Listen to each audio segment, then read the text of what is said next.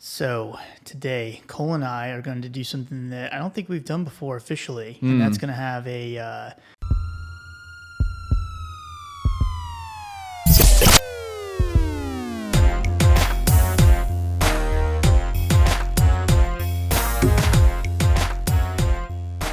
What's going on, everybody? Welcome back to the Core Consult RX podcast. So today, Cole and I are going to do something that I don't think we've done before officially, and that's going to have a clarification of the previous episode. I think that means we're admitting that we were wrong about something. Yes, which I feel like we do a fair number of that. Oh, yeah. However, this is the first time where we've corrected it right at the next episode. Oh, yeah. So when we posted the last episode talking about H. pylori, we had mentioned briefly about some of the diagnostic tests and things. And I believe I said that the two most commonly used tests most likely are going to be the urea breath test, and I think I said the blood test as well. And then our distinguished mentor, Dr. Wayne Wirt, called me and he was like, that's not quite accurate, and corrected our path. So to clarify, one of the things that we didn't mention, one, with the urea breath test, which can definitely be a good way of detecting H. pylori. One thing that I didn't mention at all was the role that PPIs have and whether or not that affects the test. Most patients, especially if they're symptomatic, they're having dyspepsia and all that, are going to most likely be on a PPI or potentially long-term PPI therapy. And so the problem with that is the H. pylori actually kind of go into like a more suppressed state, I guess you can say, and that whole concept behind the carbon-13 or carbon-14 urea breath test is you're trying to get the urea to be cleaved by the H. pylori and allow the byproducts, which are going to be ammonia and CO2, as a byproduct. The CO2 is carbon labeled, and so, or radioactive labeled, I should say, and so the carbon itself is going to be what you're detecting. So that byproduct of the CO2 on the breath is actually what you're measuring. Well, if the patient is on a PPI and those H. pylori are in more of a dormant state, that process isn't happening. So it can actually increase your chances of getting a false negative. And so the guidelines recommend to ideally come off of PPI therapy for around 2 weeks in order to actually get the most accurate test. Now, if you get a positive test with that, even if they're on PPI therapy, then it doesn't matter. Right. But if you get a negative test, one thing to consider is if you did test with a person who was on a PPI, to consider retesting after they've come off therapy if possible. The other test, obviously, if you are going to do endoscopy testing, then getting the histology, getting a biopsy is going to be another good opportunity. If you're not going to do endoscopy, then either urea breath test or the antigen stool assay are both the recommended go-tos, because the blood test, although if you get a negative, then that it shows you that there's no active infection. The problem is once you get infected, you get those positive antibodies. You get some weaning of those antibodies over time, but it doesn't necessarily rule out the fact that the person had the infection and it's been eradicated. So you definitely would never want to use that for as a confirmatory test, but in a lot of cases, it could put you at risk for getting a false positive in H. pylori, even detection. So not, even though it's very cheap and widely available, not one of the go-tos, right, like I said earlier. So it's like funny. An idiot. We don't usually talk too much about diagnosis, but we did. And that's what happens. There's a reason why, right? That's what happens. Unbelievable. We need to get like a PA or an MD, like third co-host that can really like walk us through that. So just be our diagnosis auditor. So anytime we say anything wrong, they just they got a fly swatter and they just smack us right in the nose. Wow. I think that'd be the best way. Maybe. We'll definitely think about that. We'll call that Plan B. Yeah. No. So sorry about that, everyone. So if you were listening to the last episode and were thinking, wow, these guys sound stupid, and me in particular, because I think I was the one that was running my mouth that whole time. So there you go. It's been hopefully fixed a little bit. Good.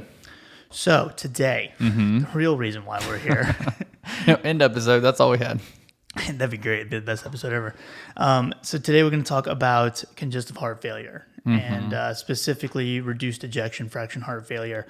We'll probably go back and do preserved ejection fraction heart failure and other kind of similarities later on. But we're going to talk through kind of this today and see how everything goes. Well, there's a new drug that's in the pipeline we'll mention. We'll go back through the pharmacotherapy stuff and all that fun stuff. There's a lot more fun stuff in reduced ejection fracture versus preserved. A lot more studies, a lot more evidence. It's much more treatable, I suppose. Yeah. In a way. So, yeah, this will be a good one. I'm excited about it. We've done something with this. We did a patient case sometime last year, and we talked through a fair amount of stuff as far as just the treatment algorithm. But we're going to go more into the 2017 update of the guidelines. Probably throw a lot of trial names at you. So if you're not in the car, have a pen ready. But otherwise, good.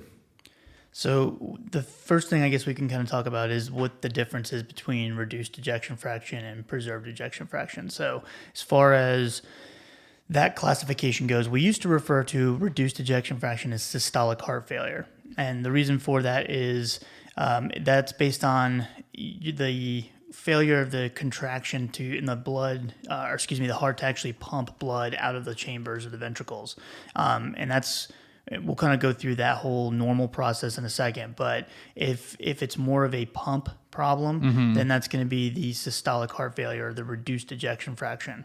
Diastolic, as they used to call preserved ejection fraction, it's a filling problem. So there's less room in the ventricle to actually fill with blood, and so you're not able to get as much volume into the initial heart as you normally would.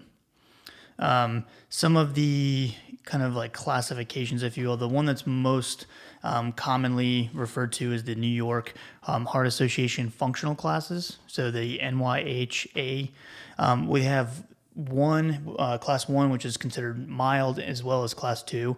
But 1 is where you have no limitation on physical activity. So any kind of ordinary physical activity doesn't cause any kind of excessive tiredness, et cetera, et cetera. Class 2, which is still considered mild, is going to be where you have a slight limitation, where you're comfortable at rest, but any kind of like ordinary physical activity could result in more like tiredness or shortness of breath than compared to someone who doesn't have any heart failure. Class 3, or moderate, is going to be where you have marked or noticeable limitations of physical activity. Still going to be considered comfortable at rest, but you're going to have definitely less than ordinary physical activity, less than ordinary physical activity is what's going to cause the tiredness, shortness of breath, etc. And then the class 4 obviously is the worst, where you're going to have severe limitation on physical activity. You're not able to carry out any physical activity without kind of discomfort, and you could even have symptoms at rest. So that's like the most severe cases. Right. And when you're, of course, delineating between HEF-REF is kind of how they refer to reduced ejection fraction. HEF-PEF would be preserved. Delineating between them, you'd more than likely get an echo, but there's other ways to assess the ejection fraction. A normal ejection fraction is 50% or higher, but to be diagnosed with HEF-REF, that would be below 40%. So your heart just isn't squeezing as well. You're not pushing out as much as you should be, so you're not ejecting enough of the blood that is filling up the heart. And then HEF-PEF is considered preserved if it's over 40%, but you still have issues with the heart. Yeah. So as far as like normal cardiac function goes, because I want to get like a little bit of a baseline.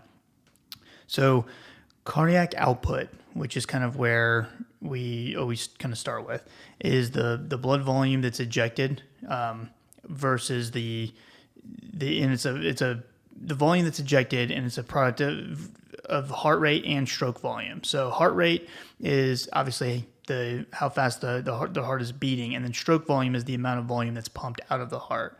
And the ejection fraction, like Cole was just mentioning, is where we compare that stroke volume versus the total volume in the actual ventricle at the end of diastole, or the filling process. Another thing to think about is mean arterial pressure, because cardiac output times the total systemic vascular resistance is how you get mean arterial pressure mathematically. And so all those things are going to be kind of intertwined because cardiac output is sort of the first thing that goes in heart failure. There is a multitude of kind of mechanisms going on that leads Yes. to it. And that's one of the hard things with heart failure, and why we end up using multiple drug classes at baseline Right. to get control of it. It usually starts off with some sort of you'll see described as an index event, or what kind of causes the initial, those compensatory mechanisms to kind of kick in. So it could be something acute. So it could be like the onset of MI, that causing damage initially, or it could be more of a long-standing insidious process where a patient has uncontrolled hypertension for years and years, and that's going to be what leads to eventually needing the body to kick in those compensatory mechanisms. Right. To kind of go through some of them, we won't mention all of them, but tachycardia and increased contractility are kind of the first things to go. And so you have this increase in heart rate because your body's notices that you have a decrease or a drop in your cardiac output, which again is heart rate times stroke volume. So the first thing your body does is kind of be releasing that norepinephrine, and that's going to kind of get the stimulation of that heart rate to increase.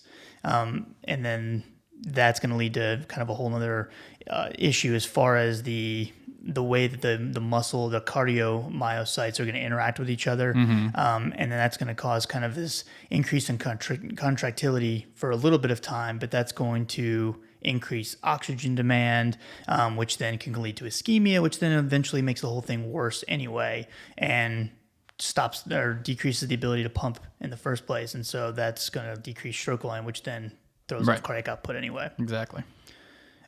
Fluid retention is another thing that your body's trying to do. So initially, it's trying to kind of increase preload, and so your body will kind of inhibit or reduce rather renal perfusion, because that's going to when your body recognizes that you're having a decrease in your cardiac output, you're going to have this redistribution of blood away from non-vital organs, which then the kidneys interpret that as you're having this reduced perfusion, you're having this ineffective blood volume, so we need to go ahead and kick that RAS system into high gear and retain sodium and water so that we can hopefully perfuse and increase the sympathetic tone, which then leads to all the fluid retention, the edema, and the increase in blood pressure from the sodium and all that we see. Which we mentioned this a little bit in a different episode, but that's kind of referred to generally as cardiorenal syndrome.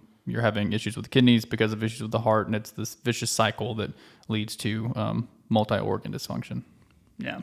And again, that increase in preload helps to increase your stroke volume initially, but eventually that curve that you kind of get where you're increasing stroke volume kind of flattens out, and then all the further increase in preload of that volume is going to then just lead to that pulmonary congestion, which is where we get the term congestive heart failure. Right.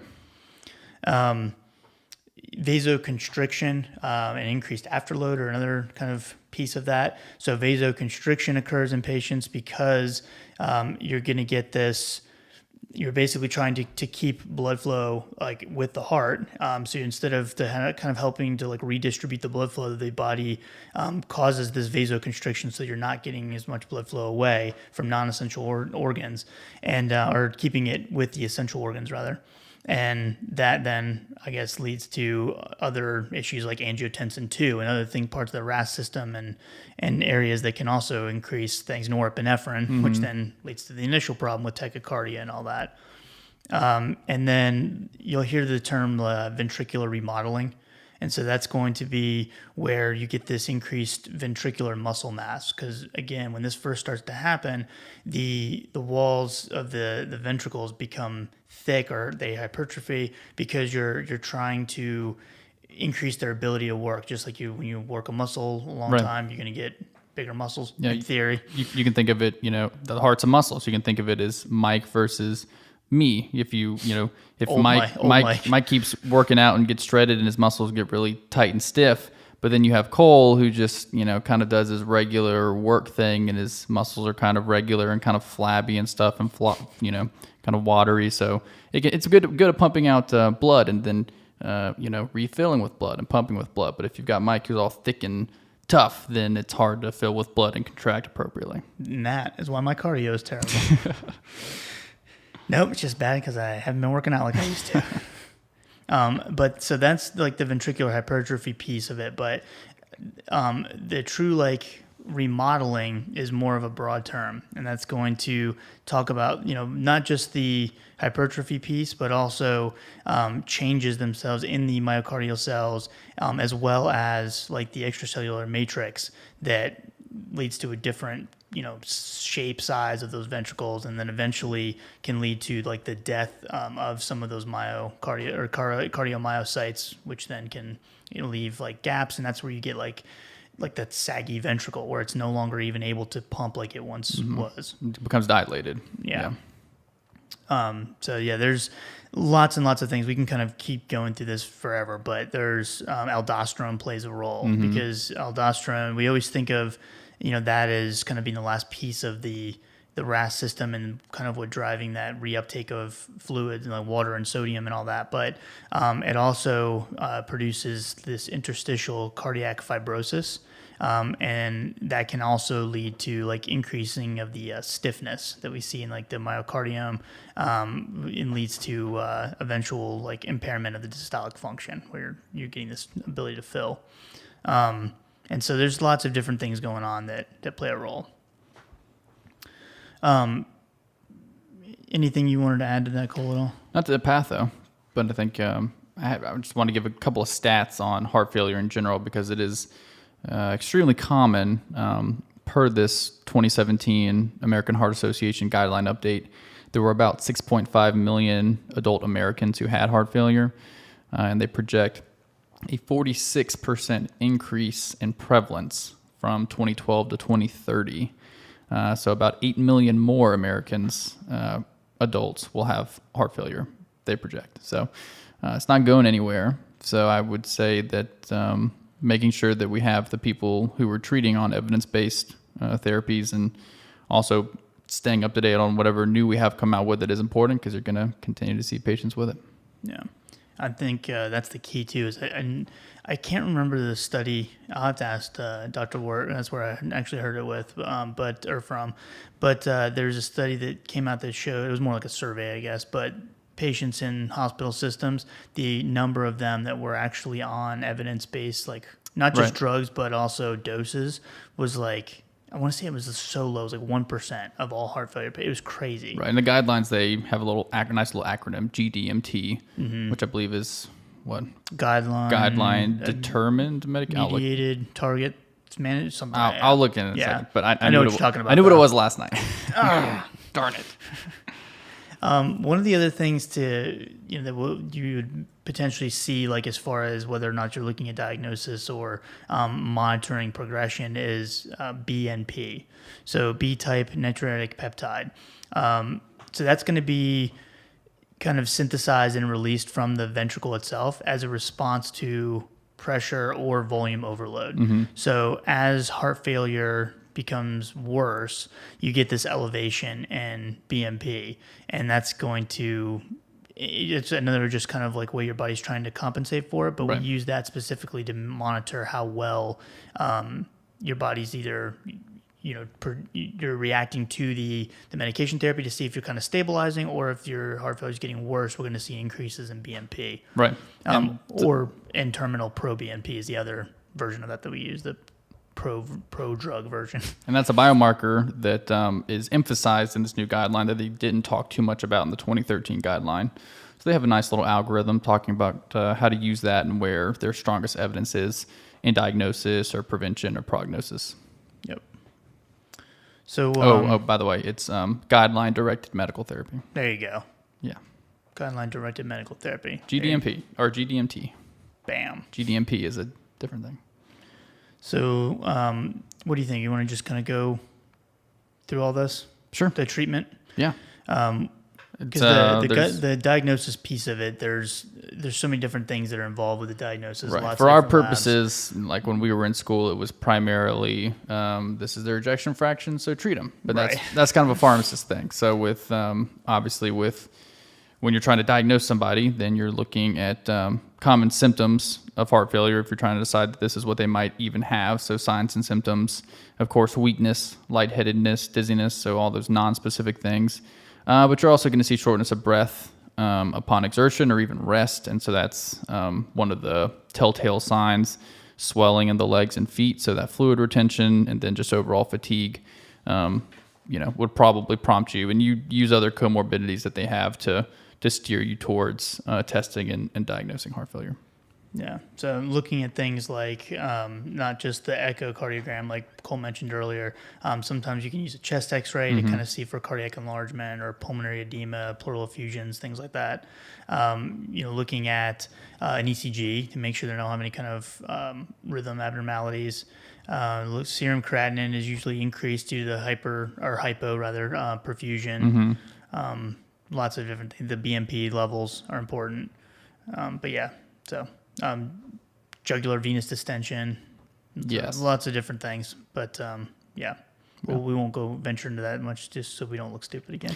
Before we do drugs, we do a little bit on lifestyle modifications. Yeah, let's do that. Maybe not as significantly as diabetes, but there can be some significant counseling you can do and things that the patient can do apart from medications that can help improve outcomes or at least reduce hospitalizations, because that is one of other than mortality. I mean, that's a primary goal of heart failure because patients with heart failure have an extremely high hospitalization rate because they have exacerbations when they have too much fluid retention and they start to decompensate, and then their hospitalizations are associated with increased risk of mortality. And so decreasing that as much as possible is definitely a good goal. So decreasing salt intake is a good recommendation. It depends on which stage of heart failure you are in, whether it's less than 1.5 grams a day, less than 3 grams per day.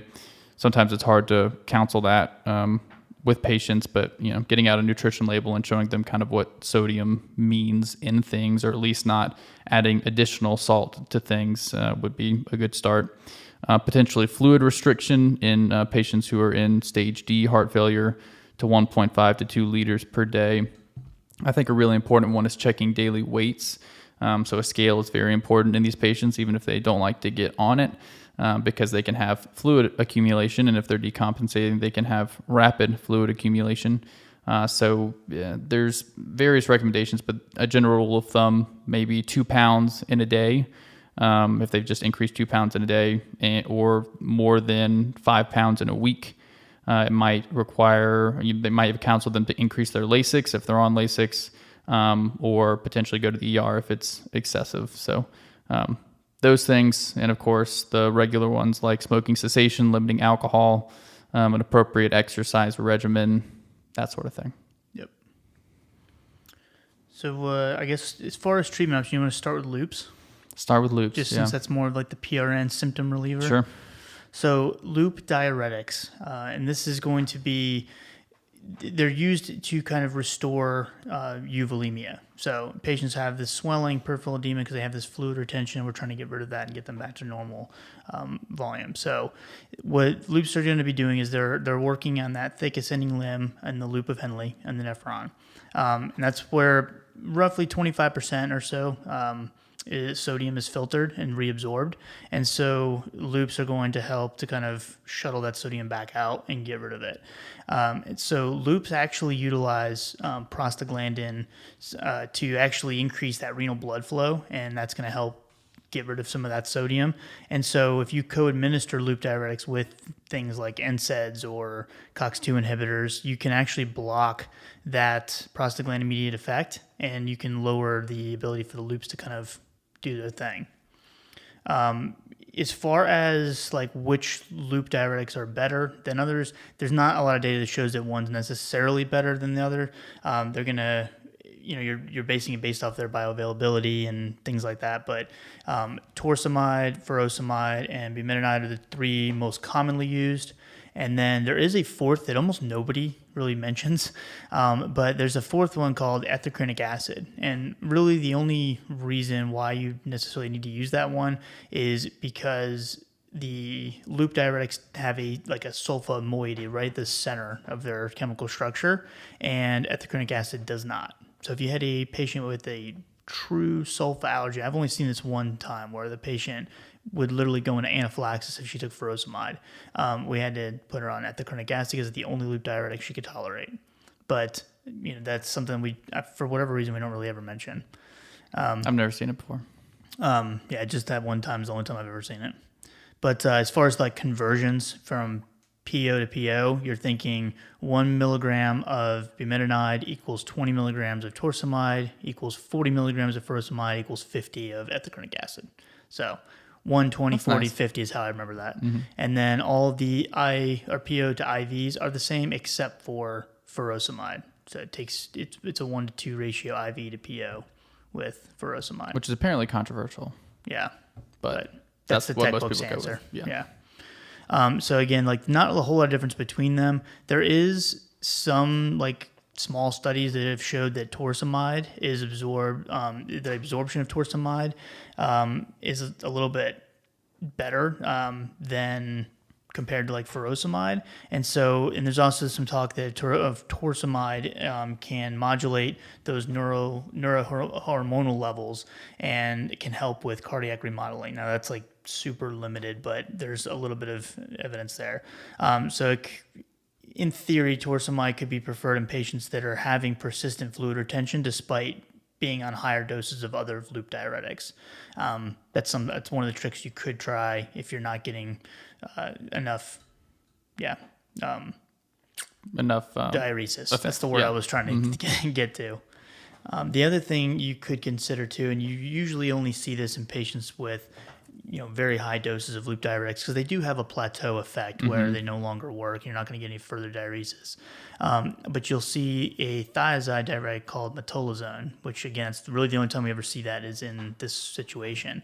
Because most thiazide diuretics have effects on the distal convoluted tubule as far as, affecting the reabsorption of sodium and potassium and all that. So that's not going to help us out a ton, but metolazone actually has some activity in both the distal convoluted tubule and the proximal convoluted tubule. And so in theory, if you're blocking some of the reabsorption of sodium in the proximal convoluted tubule, you're shuttling more sodium down into the loop of Henle and allowing for like a synergistic effect with a loop diuretic. So metolazone and loops sometimes go hand in hand when you're doing that, but you can diurese the patient really significantly, so you got to be careful with that. And they'll know that as like their booster, their water pill booster, so they'll call it. And make sure they take the metolazone first about 30 minutes before to let it actually do its thing. If you take them at the same time, you kind of defeat the purpose. And only before their first dose of Lasix, so they're going to be taking it throughout the day. Obviously, you don't want multiple doses of metolazone. Yeah. So. But yeah, like Mike said, Lasix is definitely the most common. It's cheap, and that's kind of one of the best reasons. It's cheap. Yep. And it's, the dosing's pretty easy too. There's 3 goals that you can kind of think of when you're treating a patient with heart failure. You want them to live longer, so you want to decrease mortality. You want them to feel better, so you want to increase their quality of life. And you want them to stay out of the hospital, so reduce hospitalizations. Ideally, there are a lot of drugs that we're going to talk about today that hit all 3 of those. Lasix is not one of those because Lasix does not reduce mortality. So in the studies that they've done, it improves quality of life. It helps diurese, so it's better for symptoms, but it does not reduce mortality. ACE inhibitors? ACE inhibitors, the mainstay. There you go. So ACEs or ARBs are considered like the first line agent to make sure you have on board in a patient with HFrEF. Obviously, because of the activation of that RAS system, we want to kind of shut that process down. And so ACE or ARBs are the way to go. There's a whole bunch of studies which we won't really talk about just take our word for it. The ACEs are been shown to decrease mortality in heart failure as well as hospitalizations. But one thing to consider is the use of ARBs. So if a patient were to have a adverse effect to an ACE. And so, that could be something as simple as a dry cough or something like that. Then we often wonder, okay, if they can take an ACE or can't take an ACE, should we put them on an ARB? So the question comes up, ACE inhibitors have increase your chances of having angioedema. So if the patient has had angioedema on an ACE inhibitor, does that mean they are no longer candidates for ARBs in heart failure patients? And so the guidelines do address this, and they actually say to use an ARB in a patient who cannot tolerate an ACE for things, and they give examples for dry cough or history of angioedema. And that kind of comes from there's a few different studies, but the one I always think of is the CHARMED alternative study. So CHARM alternative was taking patients who could not tolerate an ACE and putting them on candesartan and then titrating up to 32 milligrams or whatever they could tolerate. There was 40 patients included in that study who had angioedema on an ACE inhibitor, and that's why they were being switched. And at the end of the study, 39 of those 40 were totally fine, had the reduction in mortality and all that. There was one patient that they thought was having an issue, and then I guess they pulled him from the study.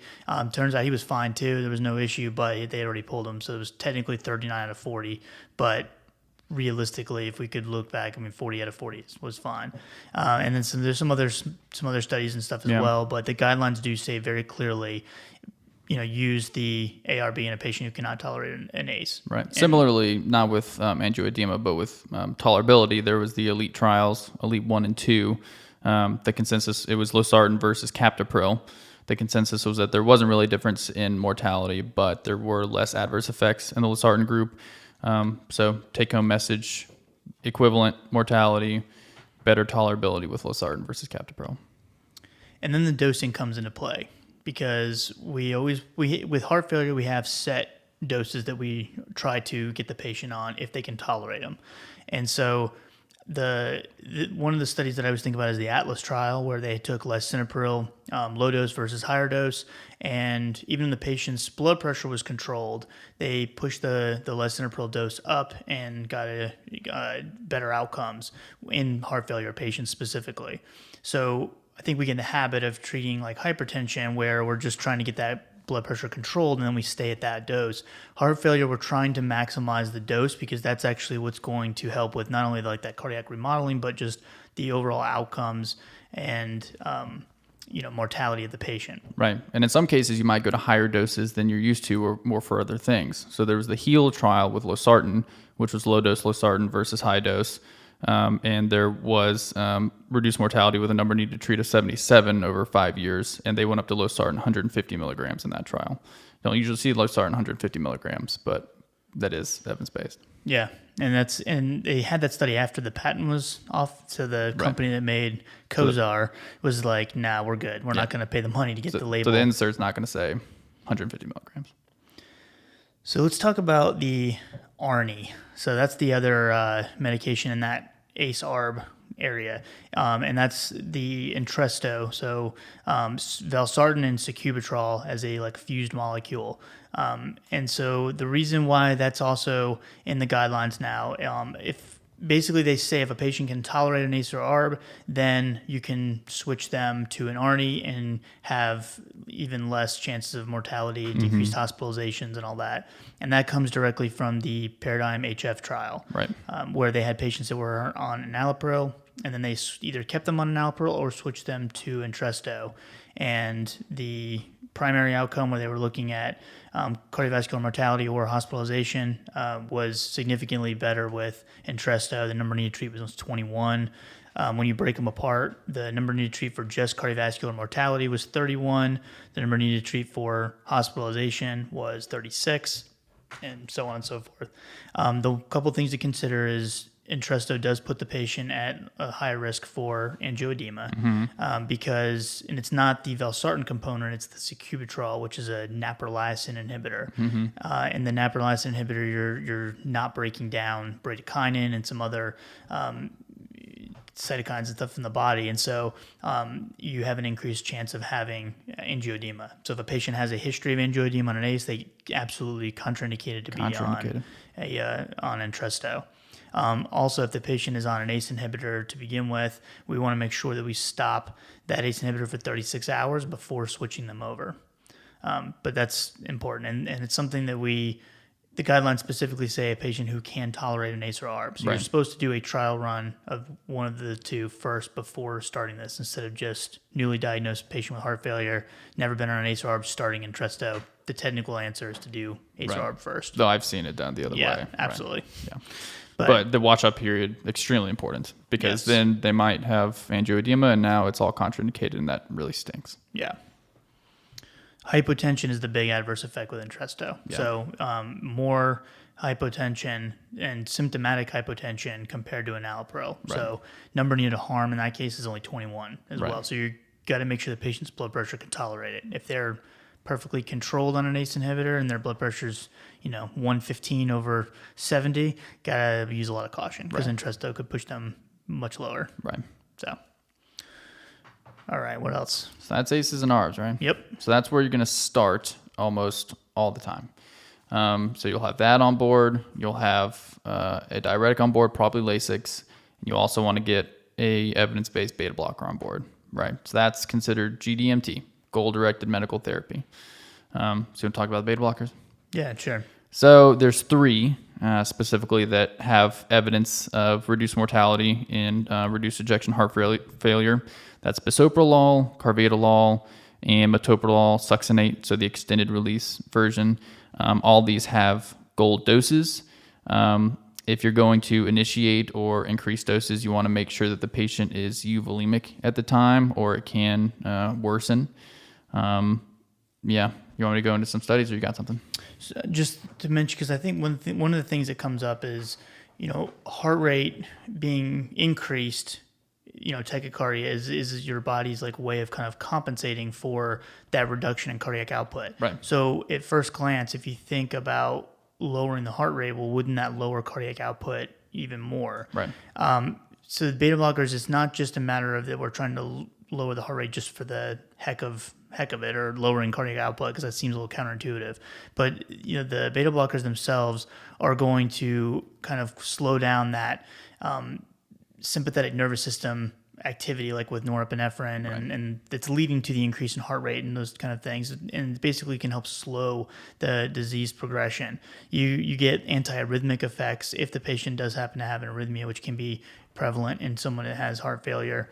You're going to get some of the reversal of that ventricular remodeling. Right, that's a big thing. You're going to get reduction in cardiomyocyte death that can happen when you get those norepinephrine and other catecholamines kind of running rampant throughout the system.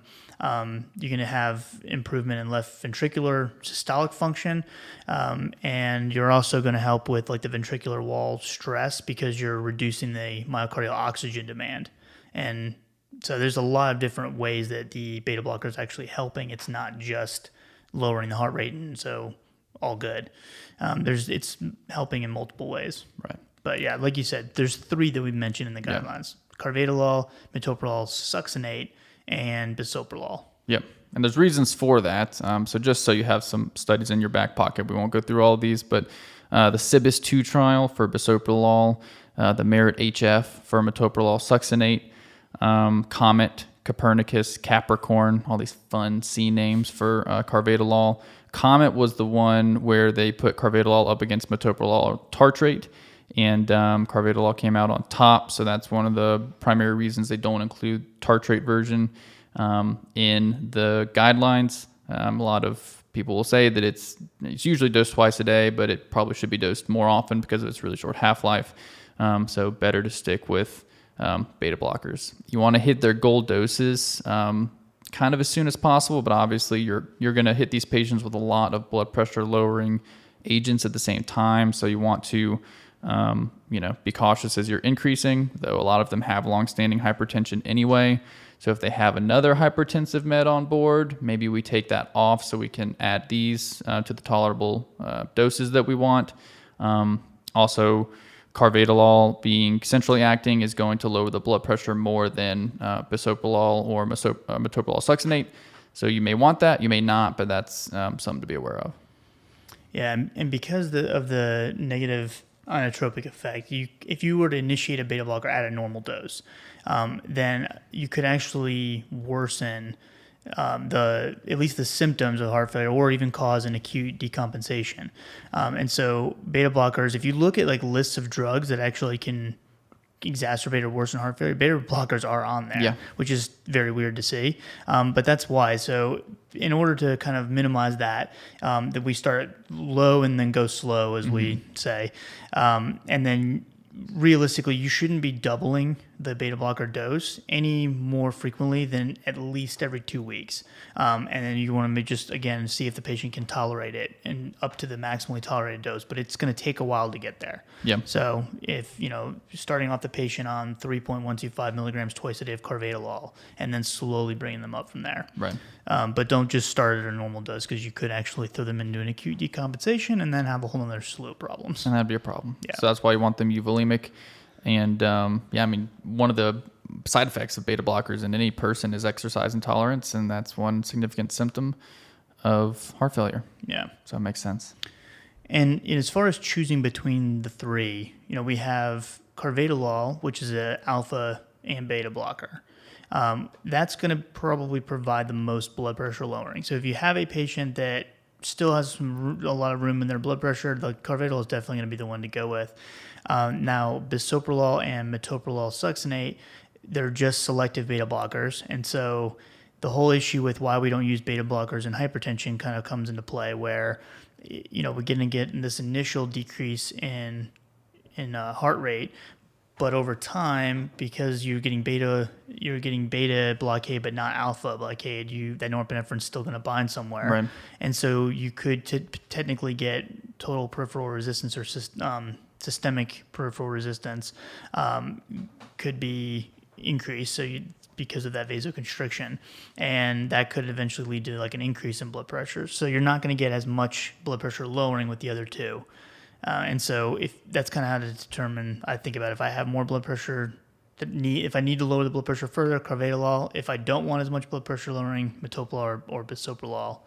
And then the other thing is if a patient has COPD at the same time. So there's a study, I think from 2017, but doesn't have a cool name, so that's no good. It looked at the three, and we're looking at COPD exacerbations in a patient that also had heart failure. And what they found was that there was no increased risk of exacerbations with COPD exacerbations with the other two, but bisoprolol seemed to actually reduce the chances of having that. And the thought process is, even though metoprolol and bisoprolol are both selective, bisoprolol is like 14 times more selective versus metoprolol being like 3 or 4 times more selective. So it's like the more selective of the two. Selective. And so that's kind of the thought process there. So if a patient has COPD and heart failure, then maybe bisoprolol would be a good option. But yeah, that's beta blockers. Nice. So those are your 3 big guns. And then Always going to start with that. Yeah.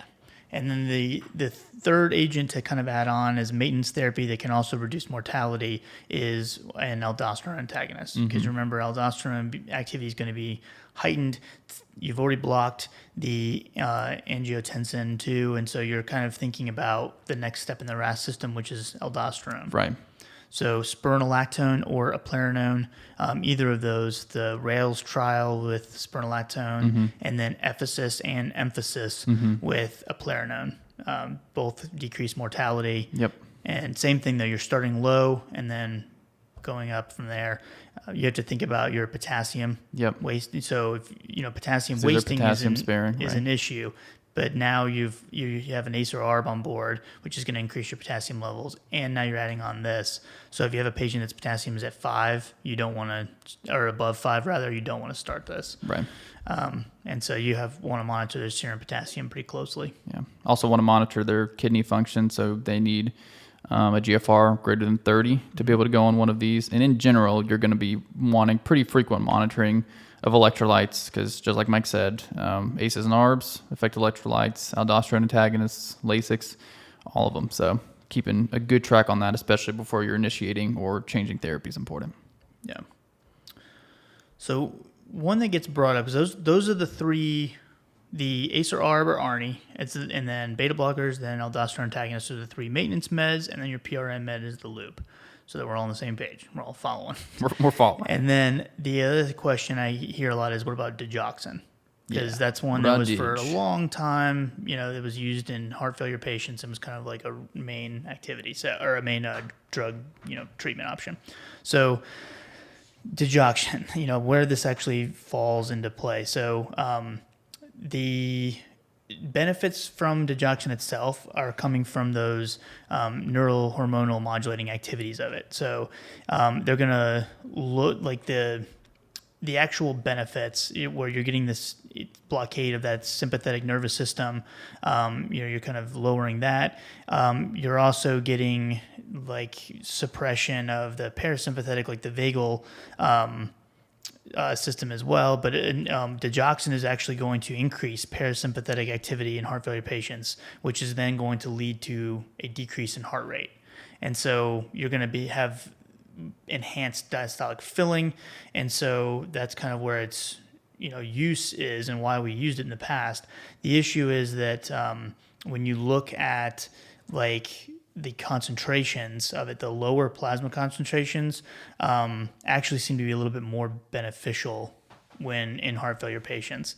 And so the DIG trial was kind of like the first big study that looked at like the positive inotropic agents or activity rather of the drug, and showed that it basically doesn't increase mortality and actually decreases morbidity in patients with heart failure.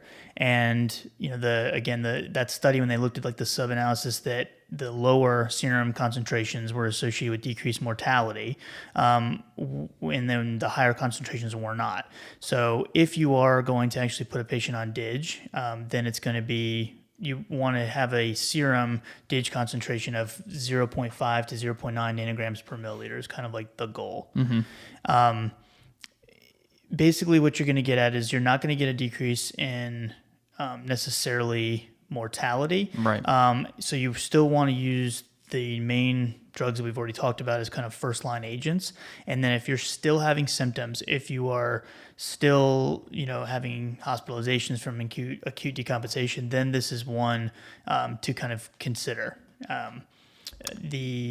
The other thing is if a patient has some kind of like AFib or something going on, then you could potentially add this to the beta blocker and get some additional benefit. Right. Yeah. The guidelines don't really have a great place for it, but it is an option. Yeah.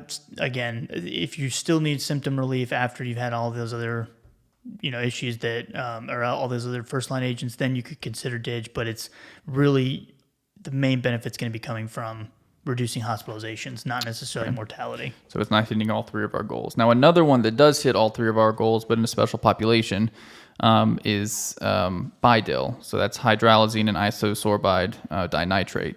The trial that's based on is the AHEFT trial. It's a fixed dose combination of those two. There was mortality benefit, but specifically in African American patients, and there's also reduced hospitalizations. So the guidelines do have a place for that. That's in New York Heart Association class 3 to 4. After the ACE or ARB beta blocker Lasix combos in African American patients, that is an option. Ivabradine or Corlinor is another drug you may see out there. So this drug is going to inhibit the IF channel, which is found in the sinus node. And basically, you are getting this depolarization of the sinus node. Basically, will give you this slowing of the heart rate, but it's not going to affect like AV conduction or blood pressure, things like that. And so it's really there because we've seen that increases in heart rate, specifically resting heart rate, can lead to worse outcomes with heart failure. Once a patient is on a beta blocker and then their heart rate is still above, their resting heart rate is still above 70 beats per minute, then this drug may be something that you could potentially add on. The problem is, I don't know if they've changed this or not, I haven't looked, but the European guidelines originally said that this drug will decrease mortality and hospitalizations. So if you look at the SHIFT trial that actually got this approved, the SHIFT trial, their primary outcome was that composite, and it was statistically significant, and so great. The problem is that when you break it up into the secondary outcomes, and you look at them individually, mortality was not decreased significantly. It was only hospitalizations. Right. So when we got it approved in this country, the FDA was like, you can't put mortality benefit on your label if that's not actually been proven out. So they made them list just decreasing hospitalizations. It will not decrease mortality. So something to consider. Yep. So not a lot of people are going to be candidates for this drug. No, you're not going to see it too often. So yeah, maximally tolerated beta blocker, heart rate greater than 70. Those are like Mike said, those are the prerequisites. Yep. Anything else? Standard? Now, before we go into that new drug, I mean, there are some drugs, of course, you want to avoid in heart failure. NSAIDs being an obvious one that you want to avoid. But there's also like antiarrhythmic agents like quinidine, lidocaine, sotalol, dronedarone. There's only a couple that are safe to use in heart failure if you have a situation where you need them, and that would be amiodarone and dofetilide. Also, non-dihydro calcium channel blockers you want to avoid, verapamil and diltiazem, and thiazolidinediones like Actos and rosiglitazone if they have concurrent diabetes would be things you'd want to avoid. Yeah, absolutely. So you want to look at this new drug? Yeah, let's look at it. So for those of you who have maybe not seen the results of the Victoria trial, which are looking at a new drug called vericiguat, they're looking at the benefits of that drug in heart failure patients. So vericiguat is a guanylate cyclase stimulator, and it's going to basically enhance nitric oxide activity. So nitric oxide is a vasodilator, and so when you increase the availability of nitric oxide, you get this downstream favorable effect in heart failure. And so they're testing it to see that if it can hopefully decrease mortality and hospitalizations. What they ended up finding was that it decreased hospitalizations, but not necessarily mortality. Right. But if you look at their composite, of course, they did have a composite for cardiovascular death or hospitalization. So that's how it's going to be touted. But secondary outcomes, when you split them up, the cardiovascular death was not significant. Yeah. I think that it was well tolerated is what the authors ended up saying. There was a higher incidence with hypotension, and who knows what the cost is going to be. But it's one of those drugs that it may be, again, an add-on. It's most likely going to get FDA approval, and so it's going to potentially be like an ivabradine where you have, it could be an add-on once the patient has, been on mainstay therapy and they're still having hospitalizations. Maybe this could be something you could add on. Maybe in place of DIG, which might be a little more dangerous, this might be a little safer option. Yeah. Of course, DIG is cheap, and this won't be, but... Yeah, but could be where it ends up. Cardiovascular death, not significantly impacted, is the moral of the story. That is the moral. Wah, wah. So it doesn't hit our 3 goals, only hits 2. But if you go check it out, the Victoria trial, yep. Make sure you read through that, because I'm sure that drug's coming. It's on its way. It's coming in hot. Coming in hot. What else? Anything? No, I mean, there's a lot more you can go into, but I think we definitely hit the high points. I think we got all the good, landmark trials in there. There you go. At least, give them a shout out. They were waiting for it. Yeah.